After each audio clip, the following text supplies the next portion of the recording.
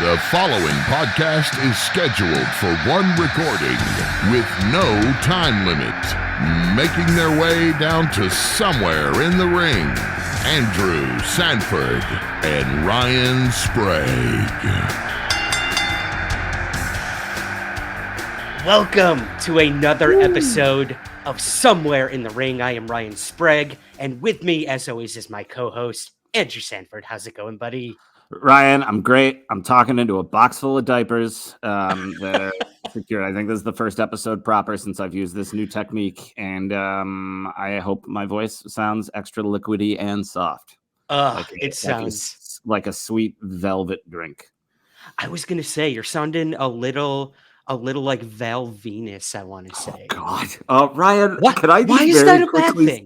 That's an awful thing. First of all, he's nuts now, and second, there are fewer wrestlers that have aged more poorly than Val Venus, and that is from somebody who just watched. I had on while I was drafting fantasy baseball yesterday. I wasn't working. But I had on a pay-per-view. Val Venus, I watched in the 1998 SummerSlam go up against D'Lo Brown, and just his promos they're really blatant too, which he's like, I came, I saw, and then I came again. And it's just like, oh, God, yeah. It's rough. And then dude, the match, China gets pulled down to her broad panties in the back. Like, it's just, we are in a much better place. We are. We really are. I mean, that's no truer than a lot of the stuff we'll be talking about tonight. However, I am 0 for 2 now with comparing you to wrestlers at the beginning of our episodes. Who was the first one? X-Pac. Oh, sure. Right. And Val Venus. Look, I'll take that one. X-Pac's pretty cool. He's aged pretty well. He had some rough patches there for a little bit, but he seems like a good dude. So yeah, I think he's really come around. That's a story for another time, right? Yeah. We'll do a full episode. But everybody, welcome back to Somewhere in the Ring, episode 2. We're so glad that you decided to join us, and we've got a lot of exciting stuff is happening right now, WWE wise. There's a lot of exciting stuff happening AEW wise. Just to quickly pick up on something we talked about last time, Mercedes Moné, she made her AEW debut. A lot of people really liked it. One of my favorite things is Bayley and another wrestler, I forget who, were there in secret. Somebody saw Bayley up in the rafters filming it with her iPad, like a proud aunt. It was really, really sweet. And I think we had posted this you posted this on our socials. Mercedes Moné is now the highest paid female wrestler of all time. And we don't know the exact details of her contract, but it is steep. Yes, and and WWE was trying to get her as well. And I think offered more money, or maybe around comparable money, but she allegedly was more excited about the extras that AEW was offering. Creative, mental health was something that was cited. So I thought that was pretty nice, and actually a little surprising, because it does seem like Triple H is kinder to the mental health stuff. They're a little bit more receptive to it these days. I feel like Sami Zayn took a break just a few months ago for pretty much that reason. So yeah, but exciting stuff. Yeah. I can't imagine like being on the road 364 days a year or something. For real. Yeah, it does have to take a toll on your mental health. And I'm glad she made the decision, sort of mental health, physical health over money. And time off too is a big thing with AEW, which I know a lot of the wrestlers, that is like the number one thing for them. Like, I don't have to be on the road 24/7. And that's great. CEO, I can't wait to see what she does, man. I was watching like reaction videos of all these like young girls who watched her entrance, and they were all so happy and crying and so happy to have her back in the ring. So she's great. And I think she's going to do some really fun and interesting stuff over there. And I think it's a big boon for them. We need AEW to stay healthy. I don't want AEW to fail. The competition is needed. So stuff like this is really big. That was a big signing. Absolutely. Yeah, I can't wait to see what happens. Well, let's talk about some competition in WWE. We had, let me pull this up here, Andrew. On last week's SmackDown, I just want to go over these briefly. We have 3 new official matches. The first being Logan Paul, Kevin Owens, and Randy Orton are going to be doing a little triple threat action. What do you think about this update? I've already said that I think the Becky Lynch Rhea Ripley match could end up stealing the weekend and being the best match of the weekend.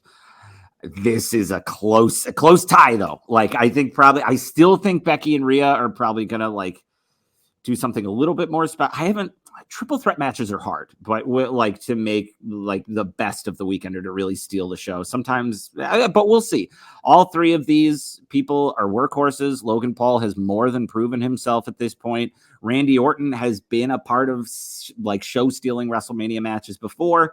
And so has Kevin Owens with his match against Steve Austin and his tag match last year with Sami Zayn against the Usos. Like they all have it in them.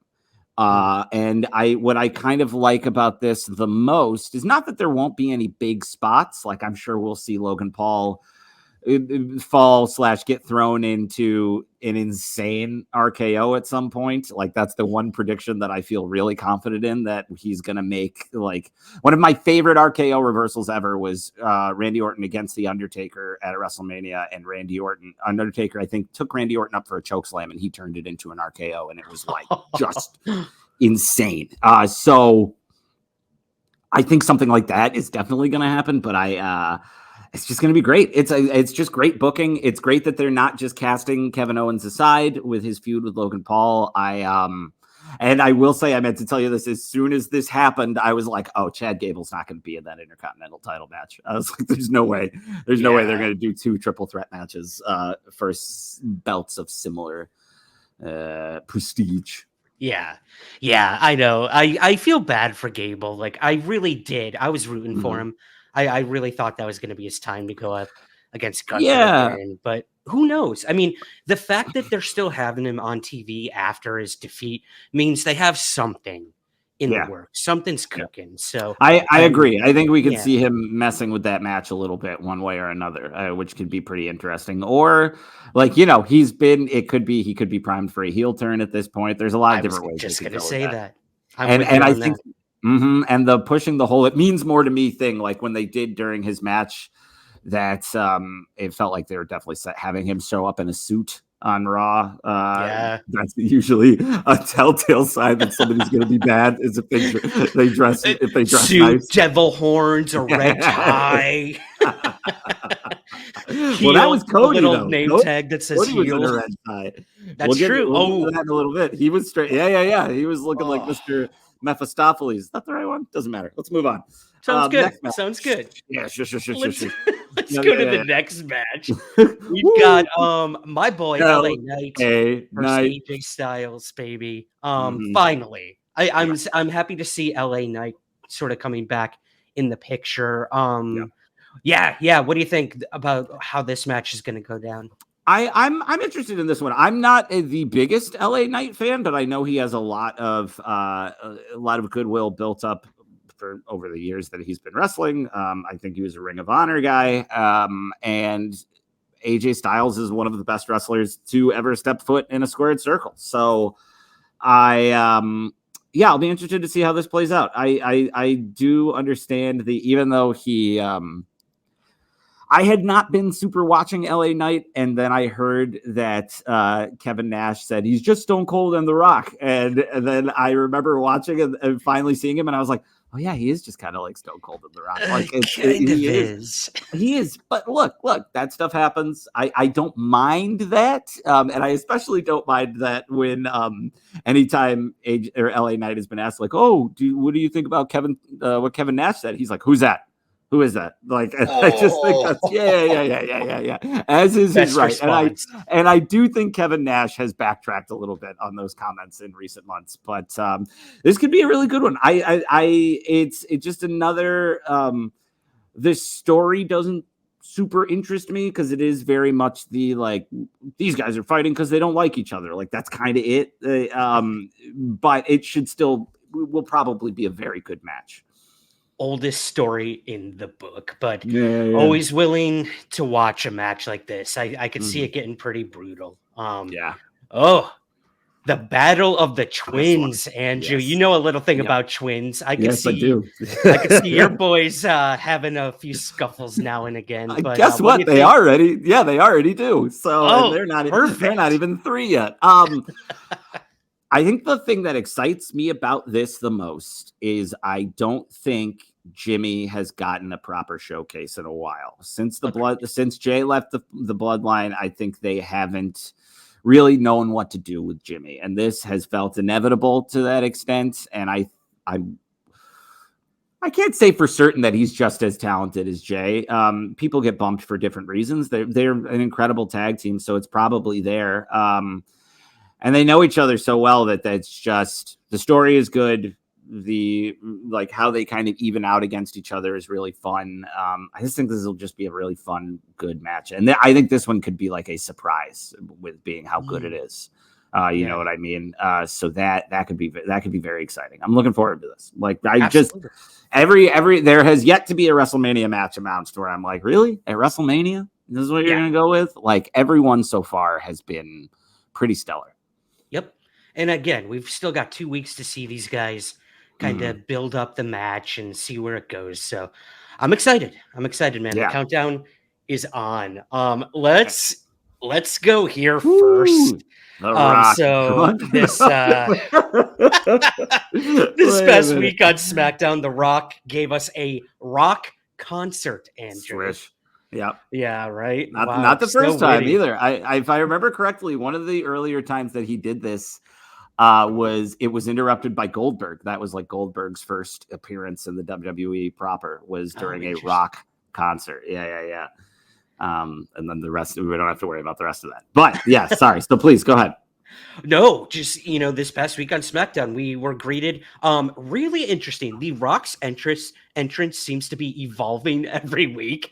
Like they're adding new things. They're mixing up the music. They're giving us a little bit of old school rock, babyface rock and Hollywood rock. And I'm loving it. I'm loving that like his character is evolving as the weeks go on. And I will say, when he came out this time on this SmackDown, like the place went nuts. And you could tell The Rock was that smile on his face. Yeah. That was not a heel smile. Well, and I mean, that's one of the funny things is it's not as often, but some baby faces can become heels by being baby faces too much. I feel like more often than not, you'll see like people love a good heel. And I think people are finally, this is what he wanted them to, how he wanted them to react when he first showed up. And now instead he's getting that adulation because he's doing such a good job with being a bad guy. Like I hope he takes that and runs with it. Again, I am still # team corporate after this WrestleMania is over. I think especially with the Jimmy and Jey Uso thing, we're going to see a pretty definitive end to the bloodline, I think. Yeah, I could see it heading that way. Well, kind of the reason I wanted to bring this up too, Andrew, we don't have to cover this too much, but The Rock got some flack for this. Apparently the rumor is, and again, there's so much rumor and innuendo as they call it in wrestling, that backstage that they were a little upset with the amount of profanity that The Rock is using both on his social media and even in the ring. I mean, they had to black out a woman flashing the cameras this past week on SmackDown. Oh, God. So we are back in. I did not know that. I did not know that. Yeah, man. That's what that happened. Wow. We are back in the Attitude Era, guys. I am loving it in some ways. Not because of the flashing, but just the fact that, like, kind of that cookie cutter PG-13 thing it's being alleviated. And I just, and we'll get into even more of that alleviation. Is that a word? Yeah, sure. Let's go with that. Yeah. Sounds like a word Cody Rhodes would use. We'll get there. Yeah. So apparently people were not happy. The double standard of I can't swear, I can't do this, but The Rock can. And The Rock responded to this with this tweet you're seeing that he put out, or Instagram post, something like that, where he said, "Network standards and practices have issues with my language, but I'd rather be real than not. I talk from the heart, shoot from the hip, and try to always have fun. Enjoy the Rock concert." I don't know, man. This seems more like Dwayne than The Rock to me. What do you think of this sort of double standard thing? I think, he's literally on the board of TKO. Like, he can do whatever he wants. I understand people being upset about that, but I I think there also is something to being more precise and intentional with using, if you're going to swear or you're going to say things that are inappropriate. I think it's okay that he does it because he's being a heel right now. I also think he's just better at it than most people would be. And I think that's important to note. But I do see this little message as a little bit more Dwayne than The Rock. I'm with you on that one. Like because we can see the clear cut in the Instagram videos where he's got the, Pharrell Park Ranger hat on that's too big and all this fun stuff. Like he is playing up the obnoxiousness, and this doesn't feel obnoxious. This isn't saying off is the way you can FUCK. Like he is just being honest. And I think I would rather somebody coming back, if him being authentic like this allows him to, authentic being a relative term, allows him to feel more in control and put out the product that he's putting out. That just is what it is. It's like, you know what I mean? Like if it's good and it's funny and then it works. Yeah. I'm with you on that. Yeah, and I think we can even use that to transition into what happened on Raw. Because we saw what I would almost argue is kind of a repudiation of this rumor, in that Cody Rhodes came out and gave a pretty scathing promo on Raw last night that was just laced with swears. He had his red tie and he said some things that I just did not expect him to say. It was pretty wild to hear. And I will say it felt like, I think he did a good job. I think Cody Rhodes is one of the better people on the mic that WWE has. It's where he is. And part of that is because he does a lot of other stuff outside of wrestling, which is smart on his part. But he did kind of what The Rock is doing. He was still on network TV, so he didn't drop any F-bombs, but he pushed that envelope pretty as far as it could be pushed, it felt like. And absolutely. And it was exciting, and it adds more to the. And then Paul Heyman came out, and they had a little chat, and it looks like Cody Rhodes is going to be on SmackDown on Friday, and it was just a great setup. That felt like it was both in line with the story and also like a little meta, and also blurring the lines a little bit. It was interesting, and that's when wrestling is at its best. When you that it's staged, but then you're also like, is this real? That really get hurt? Did this person really not like this other person's dog or mother? Like it's that's when it's at its best. So if that is what's coming out of people complaining about The Rock not being dinged by standards and practices, then fine, I'm all about it. Yeah, they've had far much worse, and I'm with you, man. The blurring of those lines is no truer than I think with Cody and The Rock right now. It's awesome. I think Cody truly showed he can keep up with The Rock, who kind of really laid into him about crying last week. And so did Vince Russo, because everybody wants to hear what he thinks. Bro. Cody Rhodes is a heel, bro. Cody Rhodes is a heel. Oh, just the worst. You ever see him? He lives in New York, doesn't he? Oh, no. If he does, I have not. Okay.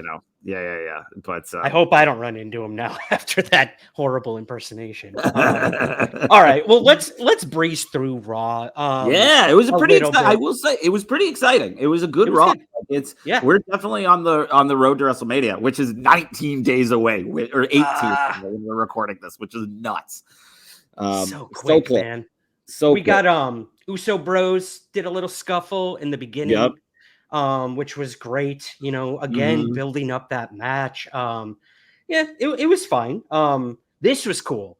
The 6-pack ladder match contest, I guess, that's going on. These 6 teams that are going to compete at WrestleMania for the tag team titles against who is it? Damian Priest and Finn Balor, the Judgment Day. The Judgment Day. Thank you. And we had a win by DIY, who you and I got to see in Raw in Albany, New York. They've really grown on me, man. Like I didn't know much about these guys back in the NXT days, but I really did. I'm glad they won. Yeah, I don't know. Do you have anything to add to that match? Oh no, I just think like I think 6-pack challenges like these big matches can really give people a proper showcase at WrestleMania, and that it's going to be a ladder match, like a 6-pack ladder match, like 6 teams in a ladder match. So it's 12 people in the ring. Like it's going to be pretty wild. And I will say, all of the teams that won last night, aside from DIY, I do think DIY makes a little bit of sense, especially because they apparently are like Triple H's guys. Like he's big fans of them. I didn't expect the people who won to win. So we had DIY won against, who did they win against? The Creed brothers. I was a little surprised by that because I do think the Creed brothers are very good. And I think they at least have a bright future in the WWE. And then we had, who was the other one? It was, Yes. Yeah, beat Indishir. Which that one I kind of expected because I was like, R-Truth's going to be in WrestleMania. He's too hot right now. Even if this is just kind of like a fun team. But I was kind of surprised about New Day beating the Alpha Academy. And that also made me think more and more that Chad Gable might break away from that group. Because, look, you want people like the New Day at WrestleMania, especially you want Cody Rhodes in a ladder match. Kofi Kingston in a ladder match. The Alpha Academy, it feels like they've been kind of building them up, and to watch them get kind of not squashed, but to watch them lose like that and not get a shot at something in WrestleMania was surprising. Not in a bad way, not in a good way. I guess we'll see how it goes. I like Otis, and I like, this is the second time that I forgot his name, even though I was just watching that match last night.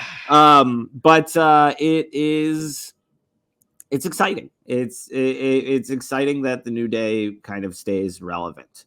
Yes. Because I like Xavier Woods and Kofi Kingston quite a bit. So, what else? Yeah, we had Indy Hartwell and Candice LeRae beat Katana. That was a great. Chance and Carter I'm actually like, they went from like being tag champs to they just keep getting beat. It feels like. Yeah. It's really interesting to watch them get buried like this. It is. They're great. They're a great team. Yeah, they are.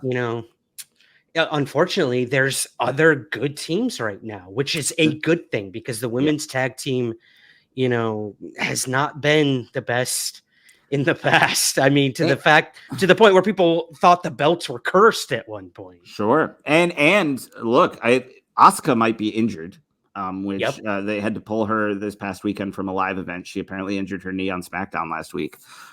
So they might have to pivot and change those tag title plans at WrestleMania. But they have an embarrassment of riches as far as female talent is concerned. And it's exciting that they can just kind of pick and choose who they want. And then we had just real quick, we had Seth Rollins and Drew McIntyre. And I'll be honest with you, I might have reached my breaking point for the promos between these two last night. I like both of them just fine, but I just think they're of all the stories going on for WrestleMania, that's probably the one that I'm least interested in, especially because it was such a pivot.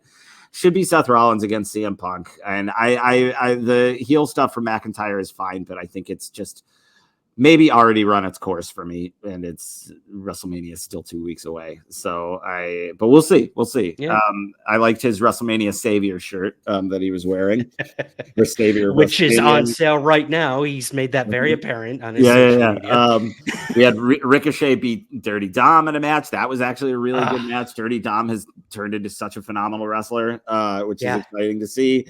We had the Sami Zayn Gunther contract signing for their Intercontinental title, where Chad Gable was getting in Sami Zayn's head a little bit, saying that he doesn't think he can beat Gunther.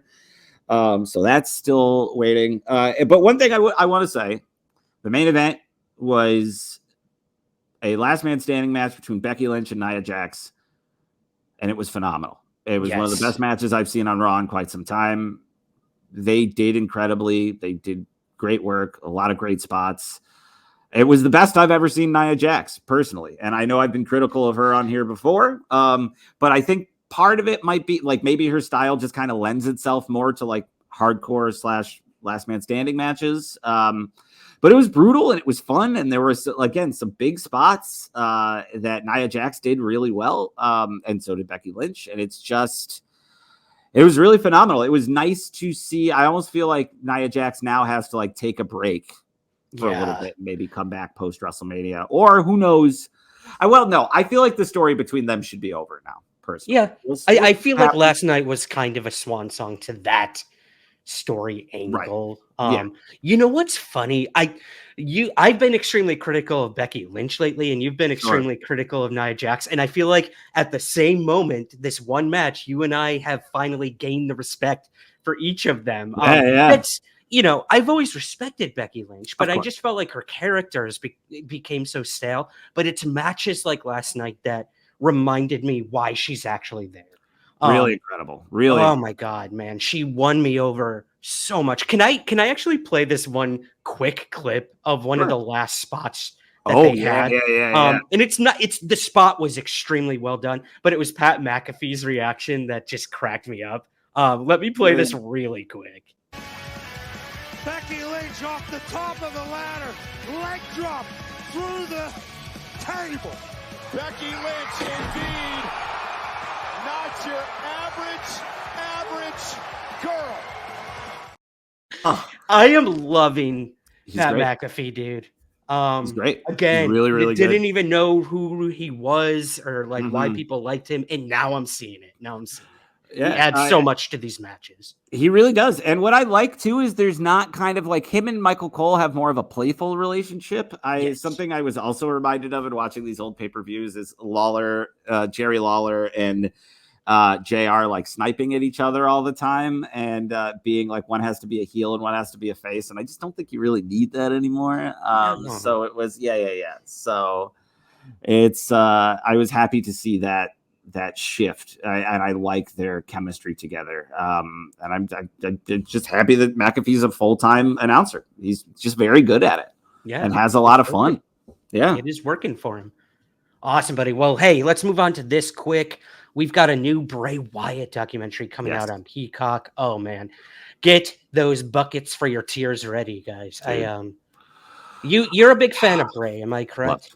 Love. Bray Wyatt is one of the better, and Wyndham Rotunda, who created Bray Wyatt, played that character. I think one of the better wrestlers that the WWE has produced in recent memory. He was exciting. He was different. He was always reinventing and reimagining himself and keeping things fresh.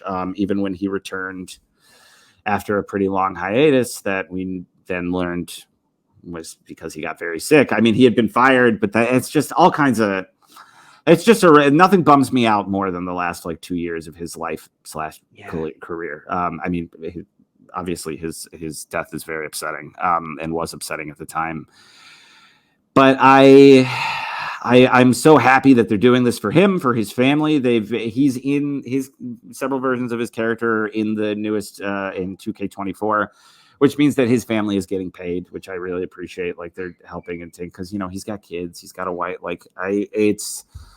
I'm very excited for this documentary. It's going to be narrated by The Undertaker, and it seems like a very fitting tribute to just a very unique legend, I would argue. Even in the brief time that he was around, every era of Bray Wyatt was different and better, and just he would grow, and he was great in the ring, and he'll be missed. And I think this is just really fantastic. Yep. If we're not going to get him in the Hall of Fame this year, at least we're going to get this. There's still time, but and listen, no, I bet Hall of Fame will be next year. Would be my guess. Yeah. April 1st, guys, that's coming out. Let's mention briefly, Mr. Thunderbolt Patterson is being inducted into the Hall of Fame. We will be doing a match commentary on Thunderbolt very soon. Really interesting history with this guy. I'm really excited about that. All right, Andrew, our next news story. I believe it was on our first episode. We were talking all about how Darby Allin, crazy, jumping through glass spot, and how dangerous and unsafe it is. Many former and current wrestlers and announcers agree. This guy's pushing the limits far, far too much. But hey, it's a debate that's been going on in wrestling for a very, very long time. It is, but I think the other end of that debate, especially as we're 20 years removed from Jeff Hardy taking himself out of matches just by tossing himself around, he had really bad addiction issues because his body was hurting all the time. Mick Foley was talking recently about how he wanted to try to get back in shape to maybe have one last match. He says he has to lose 100 pounds. And look, that might not have entirely to do with what happened to his body, but there's a lot of that stuff gets harder, and he's having a hard time losing the weight. He said, it's tough. You don't want to be in a position where your health could be at risk. And Darby Allin is, I like him too. I think we talked about this before. I think he's a good wrestler. It's just these big spots and these big stunts. It's too much. It's too dangerous. It's not worth it. It's just not worth it. And then he ends up breaking his foot because of what he's doing. You know? So this was at the Big Business, I think it was called, event where Mercedes made her to be I will say I do appreciate AEW will just call their regular shows a pay-per-view title instead of doing a bunch of pay-per-views, and will do pay-per-view like shows when they do that. They will put more effort and emphasis into putting on a good show, and that's a smart idea. I think that's a good because not everybody is going to want to shell out $50 once a month, and since they still have that model until they can find a streaming service to host them, it's smarter to be look, we'll give you pay-per-views and we'll build this excitement, but we're going to do it during the week on TNT when everybody can watch it, or TBS. TBS? Yeah. I think TBS now? I don't know. I just go where Hulu tells me to go. Exactly. Follow our digital overlords. Well, the interesting thing about the Darby thing is we were talking about how he was going to climb Mount Everest, but clearly that's not happening now because of a broken foot. Thank God. Yeah, man. I think that was a blessing in disguise for sure. All right. Well, let's move on to a pretty cool story, in my opinion.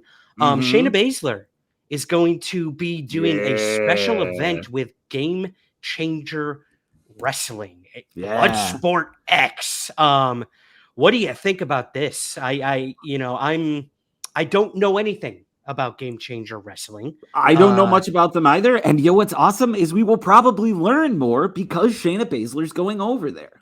This is a perfect example of how dumb the forbidden, quote unquote, forbidden door is, and how suffocating it can be for the rest of the wrestling industry, when really you want everybody to be doing well. A rising tide lifts all boats. If there's more attention at other wrestling companies, that's just going to feed into each other. We saw Jordynne Grace, the current TNA Knockouts champion, in the Royal Rumble this year.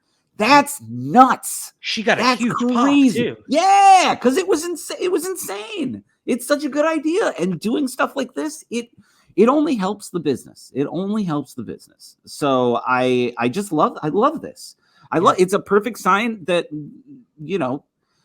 one of the worst people alive, Vince McMahon, is just no longer has a stranglehold over this company and the way it does business. This is smart business. And it's exciting business, and it's only going to help both sides. Yep, absolutely. Triple H, baby. I mean, we've seen it in the past. We're seeing it now with Shayna Baszler. Dolph Ziggler's going to be competing in this Bloodsport X thing too. Former WWE guy who was let go. Nick Nemeth, who, you saw, took some shots at Cody Rhodes the other day in a way that felt real bitter, and that's too bad because I like Nick Nemeth, and I understand him being. It was one of those things where I was like, come on, man, but I get it because he's very talented and was just misused by that company for his entire time there. He was, which is unfortunate. So I got it, and also I was just like, come on, man, Cody's good. Cody's a good nepo baby. Oh, ouch! I'm sorry, he's not. I will say, because just very quickly, part of Nemeth's criticism was that they were just, whoever was interviewing him. Basically, Nemeth suggested that Cody Rhodes only got where he is because of who his dad is, which I disagree with. I disagree with wholly. I think people knew pretty early on when Cody Rhodes was launching it. Like I'm not familiar with what he was doing before he got into WWE, but when he got in there and was wrestling and doing Legacy with Ted DiBiase and Randy Orton, there is a reason that Cody Rhodes is still around and Ted DiBiase is in prison. I was just gonna say that, man. Like the whole some of those reasons are different, but yeah, thank God. Yeah, the Nepo thing, like I get it, like to a point. Like yes, I understand. Like he got into the industry, right. maybe even WWE because of his dad's legacy and everything. But then you have to maintain that, and in order to do that, both your boss and the audience need to stick with you. And Cody was able to do that and sort of, I think, go past the Nepo thing. So I'm happy. I'm happy. I'm not a huge mark for Cody Rhodes either. I want to make that clear. I am. I will say I am. And and part of what's tough too is just I do want to acknowledge like that foot in the door is very important, and that can change someone's life. So to have access to that cannot be understated. And that is so he's not wrong on that aspect, but I do think that he's stuck around because of his skill and not just his name and going off and making a name for himself. Agreed. And I feel bad where we got Shayna Baszler up here and all we're talking about is Cody Rhodes. Yeah, that's great. That's true. Shayna Baszler is you're watching the video version. Yeah.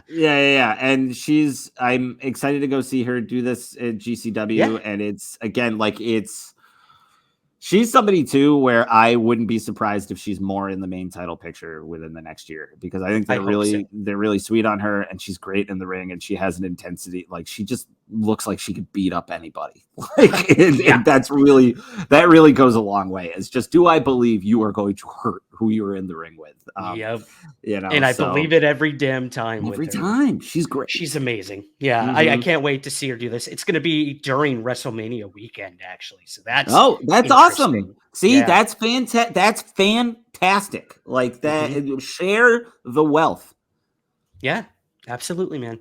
Awesome. Well, hey, what do we got here? Hey, look at that. We have got our next bonus mini episode coming out for you guys very soon, where Hall of Fame inductee Bull Nakano faced Alundra Blaze. So we'll probably be dropping that at some point this week. We'll decide on that very soon. You can head over to our YouTube channel and watch that or listen to it and follow along with us. So that's pretty cool. What else do we got? Oh yeah. Send us your listener questions, guys. Give me them questions. Give them to me. Let us know what you want us to talk about. Let us know. Let me know what you think of my kitchen. It's not really my kitchen because this is someone else's home that we rent. But you know how renting works. We're going to end this episode with some listener questions that we got at the very beginning, and we just want more. We want to hear from y'all. We want to know what you like, what you don't like. Just be honest. Hit us up. And if you can send those questions to somewhereinthering@gmail.com in voice memo form, there's a good chance they'll get played on the episode, which is what we'll be having at the end here. So, please hop in. Absolutely. Let us know what you think.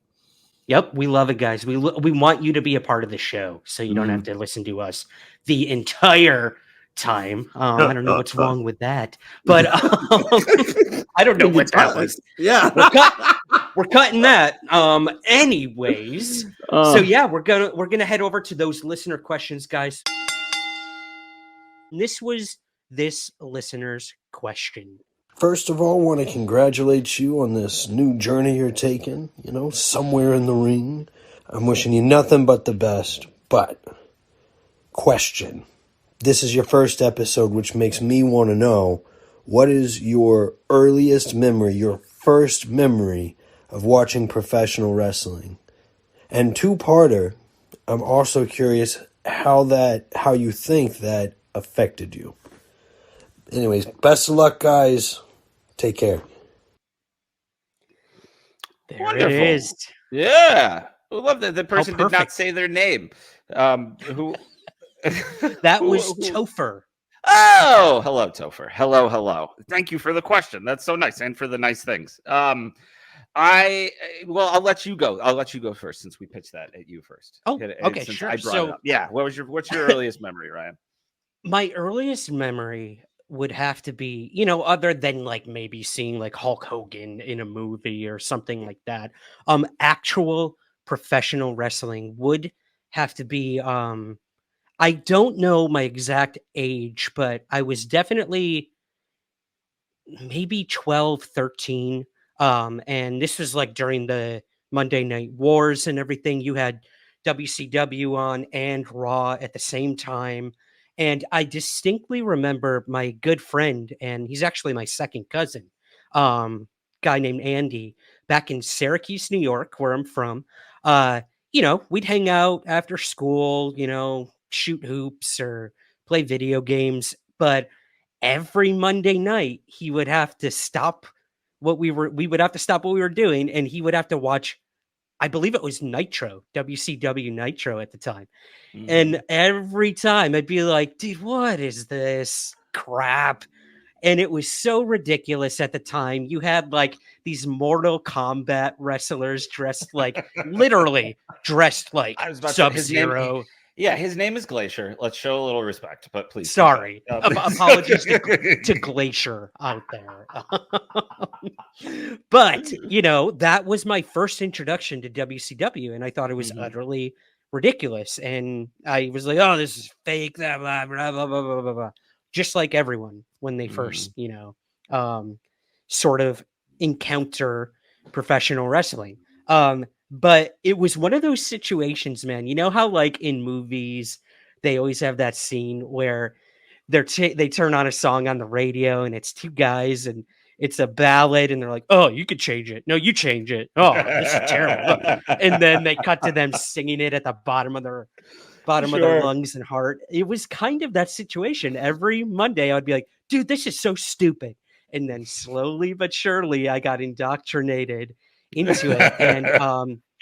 And then, you know, he told me, oh, do you want something with a bit more edge? I'm like, yeah, give me edge. Not that edge that I have behind me, but give me something more raw. And lo and behold, Monday Night Raw was it. And dude, I swear, the minute I watched that first Monday Night Raw, that was it for me. This is peak Attitude Era. All the best were there at the time. Austin, Mick Foley, Undertaker. The Rock was fairly new at the time, if I'm remembering correctly. And it just, my world changed. I was like, holy shit, man, this is soap operas for men. I mean, let's be completely honest, and women. And it's changed a lot. Any soap opera is a soap opera for men if a man is watching it. If a tree falls in the forest, yep. There we go. Yeah. So that was it for me. That's so funny, Ryan. Very similar, at least in the sense of I know my older brother is a big professional wrestler. I have an older brother and a younger brother. We're all pretty much fans. I believe we mostly got into it through my older brother, but I remember one of my earliest memories was renting a WCW video game, which is video games are going to play a big part in my wrestling fandom, and being like so excited by it. And I remember when you would go and like pick it was probably a Nitro game, and when you would pick your character, like when you would hover over who you wanted to pick, their picture would start moving and like talking to you. And I remember thinking that was really cool. And exciting. And I remember playing that game, and we were like all in on WCW. And then my older brother, I feel like he says that I won this but we basically like put our names in a hat at like a car dealership for wrestling tickets and won, and got to go to, I think it must have been a Shotgun Saturday Night, possibly in Albany at a different arena where so I've seen now 2 wrestling shows in Albany, one with you and one with my brothers and mother. And that was like, it was WWE from that point out, because I remember that night we got to see Kane against Vader in a cage match. We got to see Southern Justice against like Too Cold Scorpio and somebody else. I think it was Farouk, but it must not have been, because the main event was DX against the Nation. And I remember seeing DX and that being like like awakening almost, and seeing Billy Gunn, who has remained one of my favorite wrestlers of all time, just like bouncing up on the turnbuckle and being very like they were just so cool, and that was very exciting, and I was hooked from that point on. I'm sure there are like other. I think I've known who the Undertaker is for a very long time. We definitely played like the Super Nintendo wrestling games or like the Sega Genesis one, so it was always kind of around. But those are the two like formative, like that one WCW game always pops in my head. But that Shotgun Saturday Night was like a turning point for me. And I think I even went back and forth between WWE and WCW for a while, but then I loved people like The Undertaker and Mankind, and that was just kind of where I found myself, know? I get it, man. And it is something, it was a tether that kind of joined my friends and I at the time. I remember. Like, yes, I was also an athlete when I was a kid, played baseball. I was just kind of getting into theater later when I was in high school and all that. So, I always loved sports and athleticism, and I also loved theater. And when I saw these two things merging together, these over the top, bigger than life characters, beating the living hell out of each other. And to be good, so you knew it was fake, like right away. You did. There was no, or fake being a relative term, staged, etc. Well, the lines being blurred is their job, and I was never quite sure. It's like seeing David Copperfield or Lance Burton, magician. You see him levitate, and you're like, maybe they're actually flying. I don't. Sure. Maybe they did saw that woman in half. I don't know. I mean, to be honest, I think like most people, I wanted to believe, if I'm going to take a X-Files term.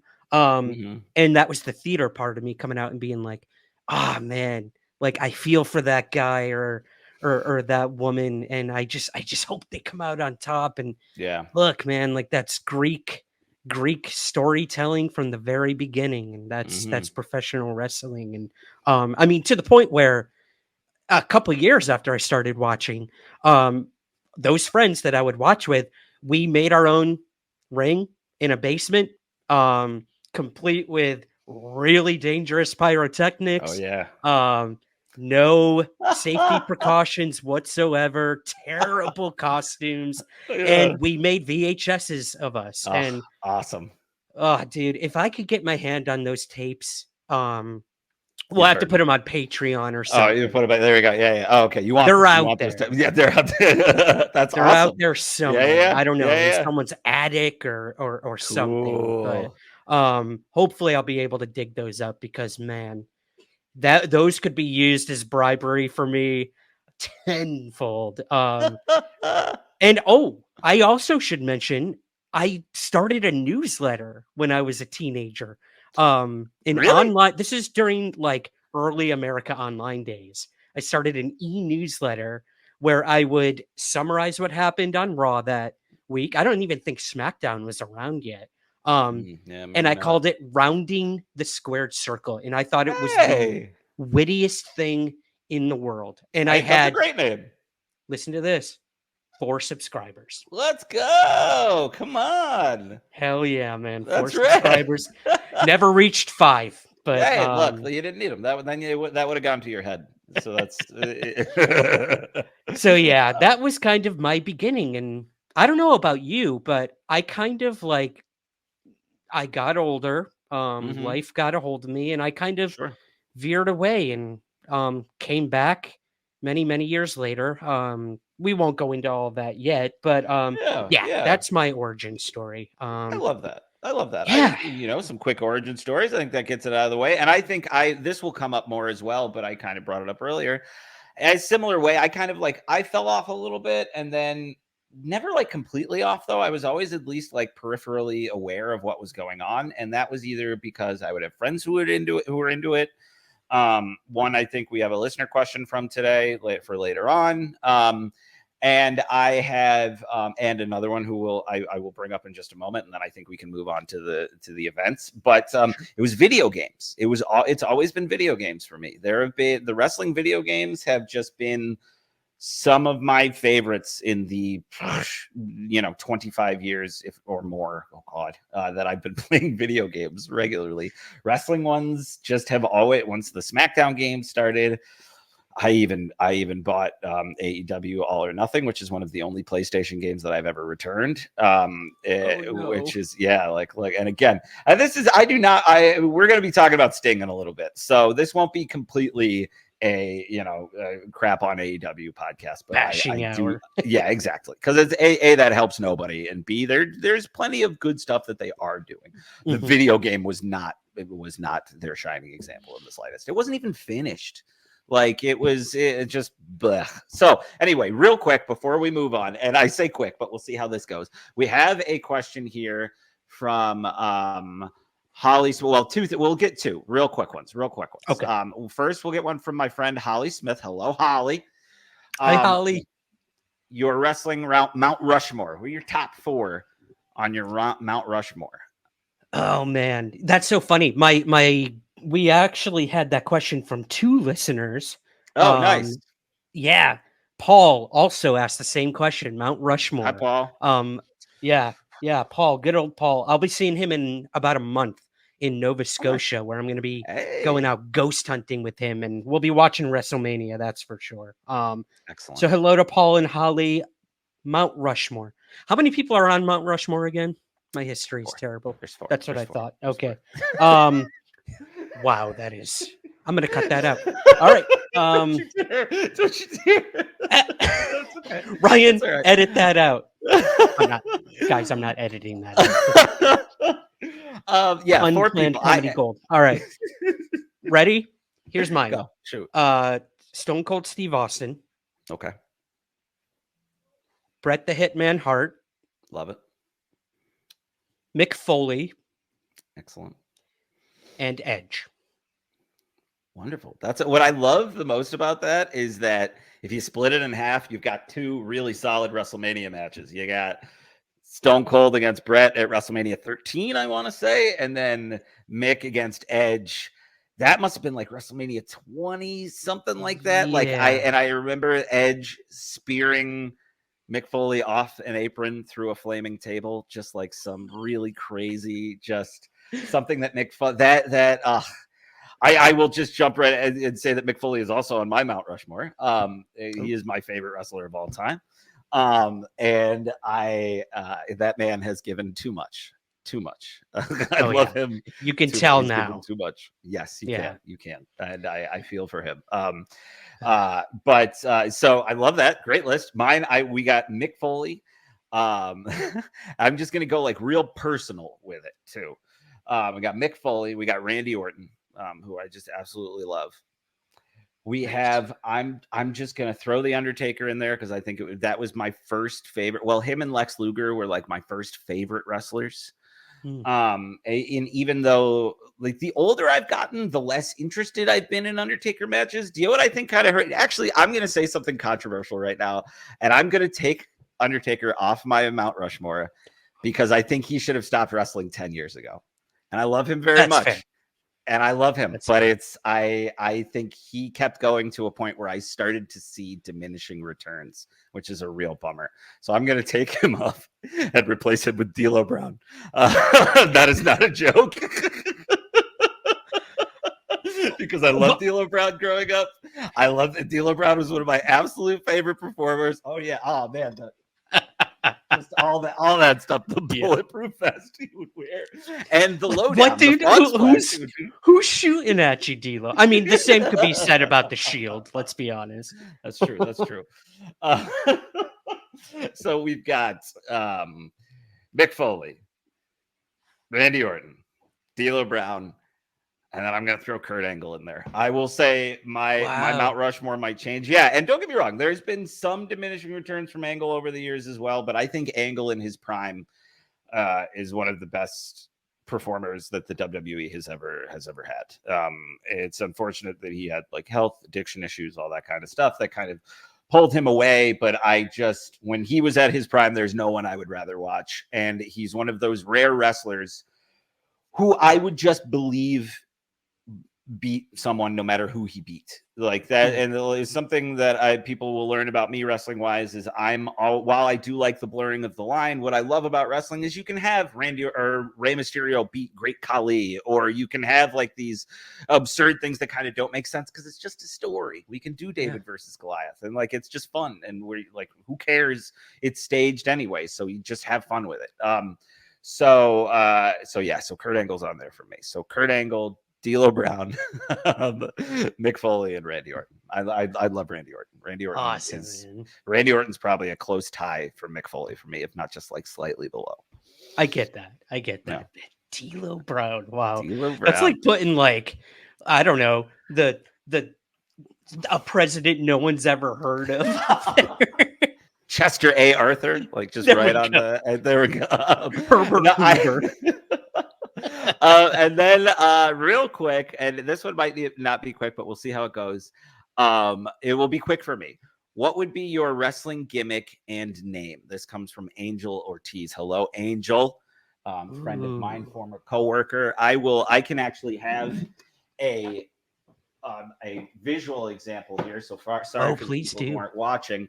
We've got this belt that I have had. Oh, I know where the camera is. Wow. Yes, I've had this for over 20 years now. It is the Brock Lesnar era Undisputed Championship that The Undertaker did wear at one point. And the little nameplate on there that I got custom made says Heavy A on it, which was my nickname that my dad gave me when I was younger. Which we won't get into the effects of that, but I kind of stuck with it and kept it for a long time, and that was my wrestling name. I've made Heavy A in almost every wrestling video game I've ever purchased since like the early 2000s. That character would always be in there, usually a tank top and pants guy. More of like a Street Fighter brawler type situation, runs his mouth, of course, like I do. And he had a team called Money Shot that he had with which I did not know what that meant. PG-13, Andrew. Come on. Exactly. We won't get into what that means, but don't look up who Val Venus is. Yes, don't do that for your own health anyway. That guy's gone off the rocker. But that was my name and gimmick, right? What about yours? What about you? What would you do? Wow. I actually haven't really thought about this one.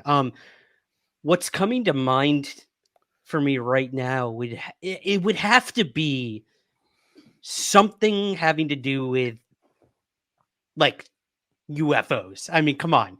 Most people watching this know me as a UFO investigator, researcher, podcaster. So if there was way. Book writer, author. You. Book writer. He done right. He put the word on the page. Books. Only 3 books. Only 3 books. It's nothing. Oh yeah, only 3. Anyways, so something in that vein. I don't know. Maybe like, I got it. Do it. Man in Black. Oh, coming out in the fedora, the glasses. Has that not been done before? I don't think so. I don't think it has either. Maybe on like an indie level or something. If you know of a Man in Black, what have you, wrestling character, please share it on our Facebook group. Let us know. That's something I will lovingly steal from one of my favorite podcasts, James Bonding, which check it out. Check out any podcast that Matt Gorley does, honestly. But we are lovers, not experts. I think we both know quite a bit about wrestling, but we will get things wrong. And please don't get too mad at us. I'm sure we'll hear about it in the YouTube comments for sure. I'm sure. No, I'm glad you brought that up. Yeah, we are not experts by any stretch. Technically, creatively, business-wise, history-wise. So, God, I didn't even know how many heads were on freaking Mount Rushmore. So yes, that is the disclaimer before we do anything else. But yeah, if we have any artists out there, if you want to create the Man in Black and Heavy A. The only thing that I ask fan art, guys. Yep. The only thing that I ask is that his insignia, he just wears a money sign. It's mostly black. with the green money sign, green elbow Boom. pads, all that kind of stuff. If I can find older pictures of the character for that, because I would record my younger brother and I would sit down and play Smackdown and record that on VHS. There are definitely VHS, and then force my poor mother to watch it. And watch basically. We were Twitch before Twitch was a thing. Innovators, man. So there's VHS tapes of both of us hidden deep somewhere. We'll have to find those. Let me see here. Let me get to this one from Ben. I thought this one was pretty funny. This one came in over the old email. So let's give this a listen. Hey guys, this is Ben from Middletown, Connecticut. I'm wondering your take on which former U.S. president would cut the best promo, either heel or babyface. Oh man, thank you, Ben. So nice to hear your voice. Awesome. Oh man, I think Jimmy Carter as a face would just absolutely destroy a promo. Like, and I'm not even joking. I think just this undersold, like, I'm here in the middle of the ring, and I just want to let everybody know that I'm gonna put the absolute whooping down on them Von Erichs. Like, as I think it would have to be around that time. It's just there's something about seeing that man just give a nice big grin in the center of the ring, be very understated. And look, he's a peanut farmer. You don't mess with peanut farmers. So like that, he was yeah. Jimmy Carter was a peanut farmer. The man was building houses into his 90s. He's gonna mess some people up. I remember watching a documentary about him when I was in school, and this was in 2007. And even then, he would do 50 push-ups in the morning and 50 push-ups at night, and also swim laps in a pool every single day. And like, look, he's still alive. You want to know the last time I did a push-up? Dude. God. Okay. So who's your president? Who's ripping a mean promo? First of all, great choice. Jimmy Carter also had a UFO sighting. Again, a story from another time. Somewhere in the skies is going to come over to somewhere in the ring many times. Guys, get used to it. And vice versa. Absolutely. Hello to all my UFO peeps. I'm going to have to go with Andrew Jackson. Oh, God. All right, hear me out. Hear me out, dude. As a heel. Oh, yeah, absolutely. I should hope so. Dude, he was like the 50 Cent of the time. The guy was in over 100 duels. Okay, 100 duels. He killed a man in a duel after being shot in the chest. Okay. Another guy tried to assassinate him, and he beat the shit out of him with his cane after he tried to assassinate him. And, but he also was known to try to remove an entire population of people, steal their land, and then he got mad when they tried to start a war over it. So, I mean, there you go. You've got the whiny ass, but also extremely brave, dangerous, confident, cocky, dangerous heel. So, I mean, dude, you got your Roman Reigns right there. Yeah. No, I also love that he's basically like the Vigo, the Carpathian of ex-presidents. He's like, oh, shot, stabbed, drawn, quartered. And he said this before his head died. Right. Crazy. He even had a Broadway musical made about him. That's right. And people did not care for it because they did not get it. So, all right. Who we got next? Thank you, Ben. Okay. That was a wonderful question. It was great. Here is a good friend of yours, I believe. Let's give David a listen here. Hello, Andrew, and hello, Ryan. This is David, and my question is, what is the best movie acting performance ever given by an active or a former pro wrestler? Thank you so much. Oh, man. Wow. That's a tough one, because I have been enamored with Dave Bautista as a wrestler. Or as an actor, I think, and as a wrestler as well. But I think that Dave Bautista is currently the best wrestler turned actor. I think he makes incredibly interesting choices. He doesn't just stick to like his body. He is just fantastic. And I think that his performance in Glass Onion is especially fantastic. But he's also very good in that first Dune. I haven't seen the second Dune. It's so hard because you'd think it would be a harder question to answer because John Cena has also done some great stuff, and I don't want to undercount comedic performances as I feel often happens.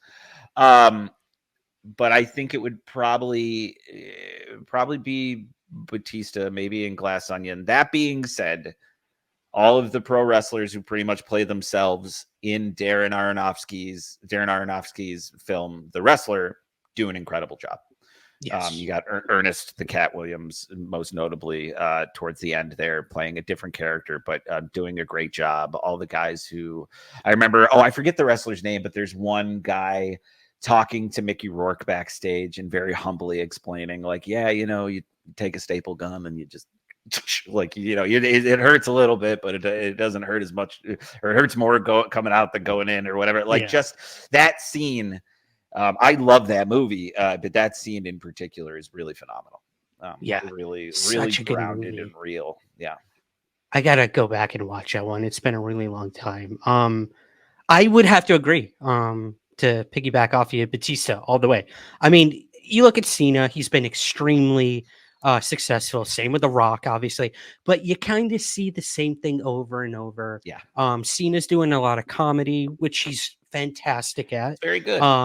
The Rock is the Peacemaker, the character that he's playing for the DC movies, has been given some depth. And even there is a moment in the Suicide Squad film where you see him have a moment towards the end of the movie that I do not think other wrestler turned actors would be capable of. So he is, I do think he's got the goods. He's just another one where I just want him to challenge himself a little bit more.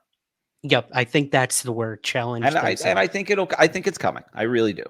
Yeah, I think so too. But for me, it was actually Batista in A Knock at the Cabin. Oh, that's right. I haven't seen that. Yes. Yeah. Dude, I mean, say what you will about the movie. A lot of people didn't care for it, but he gave a terrifying performance in that. And he committed, and it was unlike anything I'd seen him do up until that point. I haven't seen the Dune movies. I plan to. But when you look at the dichotomy of someone like the character he plays in the Guardians of the Galaxy movies, hilarious. He was probably my favorite part of that entire franchise.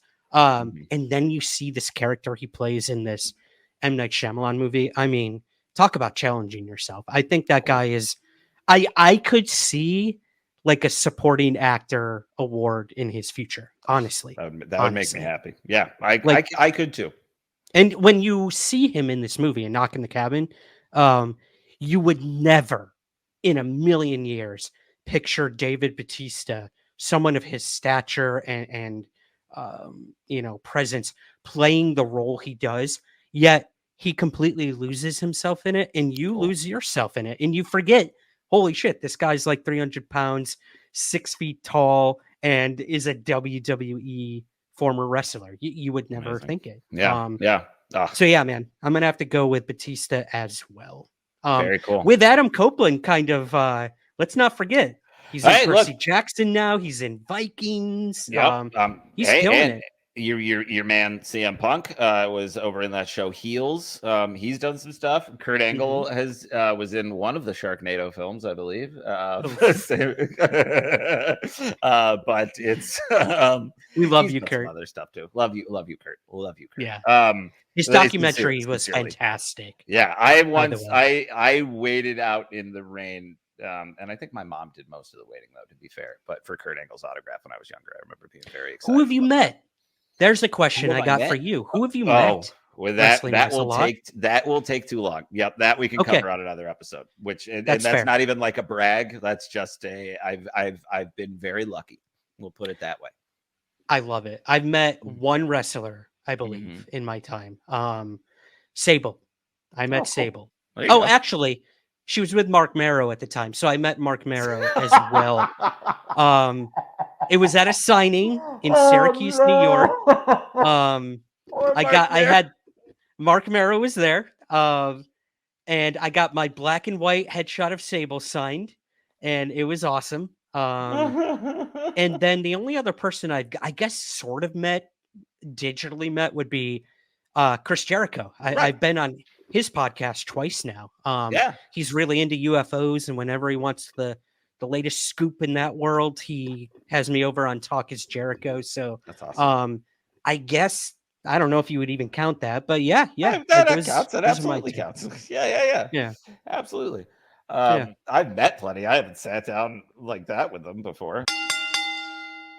So we hope you enjoyed those. Yes. But also you can find us now on Twitter, on Instagram, all of that good stuff. Make sure to subscribe on Apple, Spotify, wherever you get your podcasts. Oh, another big thing. Rate and review us. Yes. Please. That is extremely important for new shows coming out of the gate, and will get us up there in the charts, hopefully, and get us featured. And we would love that. We would love for people to find the show. And let's be completely honest, Andrew. The world of wrestling podcasts is quite large and saturated. So we know that. We knew that going into it. But we want to set ourselves apart. So help us do that. Please support us simply by rating and reviewing on Apple, Spotify, wherever you can. Yes. And anything else, Andrew, before we let the people go tonight? I think that's it. Instagram, somewhere ring pod, Twitter, some ring pod, and the website somewhereinthering.com. And again, shoot us your questions at somewhereinthering@gmail.com. Let us head over to our Facebook group. Let us know if you're watching any of the shows that are going on right now. Hit us with questions there. We're around. Come talk to us. Come hang out. Come talk to us, guys. We are having so much fun with this already. Can't wait to see where it goes. I can't wait to see where SmackDown goes this week. So we'll be bringing you all that next week as we head into WrestleMania. It's our Christmas, Andrew. Our Super Bowl. our Christmas Super Bowl. There we go. I like that. Yeah. I'm gonna sack Santa. That's the play. He's asking for it. That's okay. All right. Anyway, Ryan, always great to see you, my friend. You too, buddy. Thank you guys for joining us once again, somewhere in the ring. Ding that bell, Andrew. Ding, ding, ding, ding, ding, ding. Oh God, that hurt my throat. Ouch. This has been Somewhere in the Ring. Thank you for listening. Subscribe wherever you get your pods, and be sure to rate and review on Apple, Spotify, or wherever possible. We'll see you again soon, somewhere in the ring.